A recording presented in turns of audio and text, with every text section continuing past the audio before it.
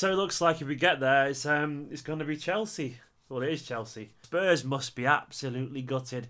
I thought they were by far the better team, but that is football. That is Chelsea. That is Conte's Chelsea. They are ridiculously ruthless. They are clinical. And Spurs must feel absolutely sick because they dominated large spells of that game. But yet again, it was a bit like City at the Etihad against Chelsea, where we had all the ball and Chelsea won 3-1.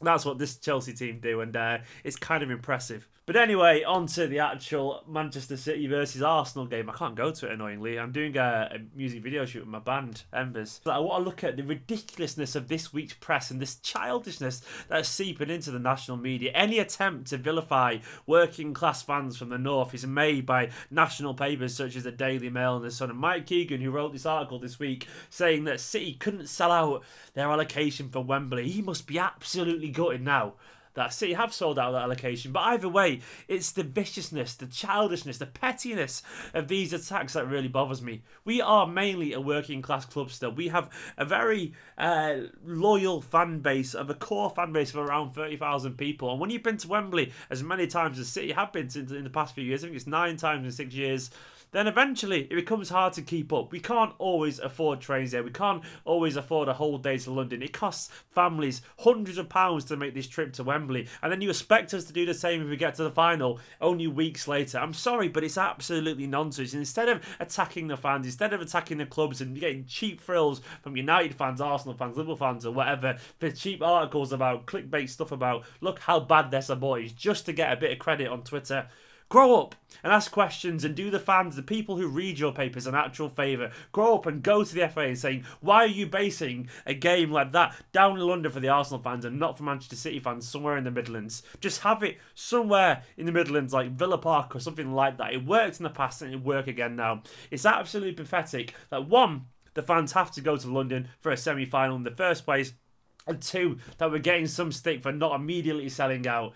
It's childish, it's pathetic, it's tedious, and I'm bored of it. And I think some of these journalists need to grow up. I'm sure when they went to university, when they did their degrees in journalism, I'm sure they weren't sat there envisioning a future where they try and take the piss out of people because they haven't got enough money. Because that is effectively what you're doing. And it grows boring, it grows old, it grows tiresome, and I can't stand it. I'm hoping some of the journalists see this. They probably won't. But if you are doing it, grow up.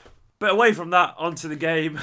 It's obviously a huge game, and I'm feeling pretty confident, I'll be honest. It's a shame John Stones isn't going to be fit for the game, but the big surprise is Gabriel Jesus could be on the bench. He could even start. He probably won't be, and probably shouldn't be, if we're being honest. But Gabriel Jesus is there. He is eligible. Our young Brazilian wonder kid is back, and I suspect we'll see him on the bench. But I'm quite excited by Vincent Kompany again starting. He looks like Pep really rates him. I had a worry that Pep maybe didn't quite get it with Vincent Kompany, that maybe he thought he wasn't worth the risk. But the quotes this week, and let me just dig them up now, he's been very, very positive about him. Right, the quote he said, he's a defender with special qualities. He talks a lot about his importance and his leadership, and I think he sees the value of Vincent Kompany to this team. And Vincent can pass the ball, obviously, we all know that. And I like the fact that he's back to his old physical best. He doesn't look like this conservative version of his old self. He looks full on, he looks intense, and he looks ready. If he can hold off for the injuries until the end of the season, he could be there lifting once again an FA Cup for us,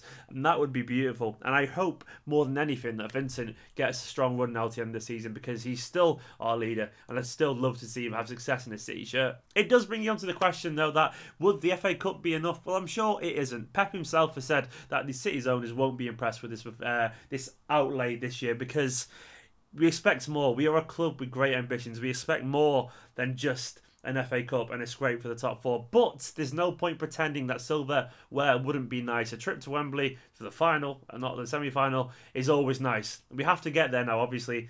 But if we win the FA Cup and if we get top four, that's not bad for what has become pretty obviously a transitional season. I will take that as a City fan. I will take that as a positive that there is more to come. It'll be a nice way to end it. If it doesn't happen and we don't make the final and we don't win the FA Cup, it isn't the end of the world, but it would be nice, wouldn't it? We've seen people like Yaya as well coming out this week talking about how special Wembley is for him, and we all know what Yaya's capable at Wembley. I'm still thinking of you in the Stoke game, Yaya, and taking the piss at Vidic all those years ago when that clock was pulled down from the corner of Old Trafford just because of Yaya and his magic. And Yaya, a big game from you at Wembley would be good once again. If he starts, that is. Someone who will start, I think, is Raheem Sterling. He's not played much recently. He's been in and out of the team, been rested. And I reckon he'll be back there. And Sane as well will be on the wings. Those two have caused Arsenal problems this season already. And I don't see any reason why they won't do it again. I do expect it to be De Bruyne and Silva. It just then depends if it's going to be Fernandinho or Torre or whoever. Now, my inclination would be that we might see Fernandinho at right back and not Navas, and then we might see Clichy, Otamendi, Kompany, and then actually Yaya Toure holding. I might be wrong there, and probably will be Bravo or Cavallero. Bravo, I say, in goal. It'll be interesting to see what team he puts out. What do you reckon it's going to be? Get in the comments below. I'm expecting to win. I'm hoping to win. I think we'll be up for this. I think we've had a little bit of a rest, which will do us no harm at all. And I'm hoping we come out and we control the game. We show Arsenal what we're capable of. Arsenal obviously won't be that confident. They're currently 7th as it stands in the Premier League.